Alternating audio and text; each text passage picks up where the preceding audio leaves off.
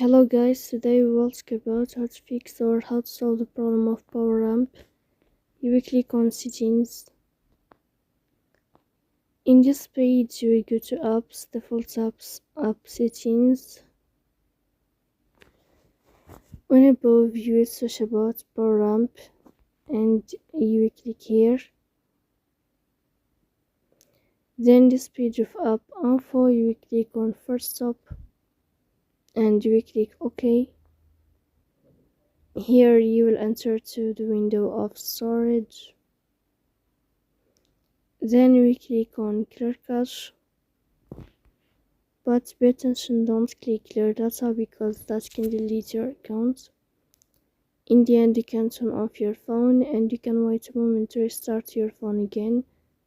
So please don't forget to support us by like and subscribe. See you next time.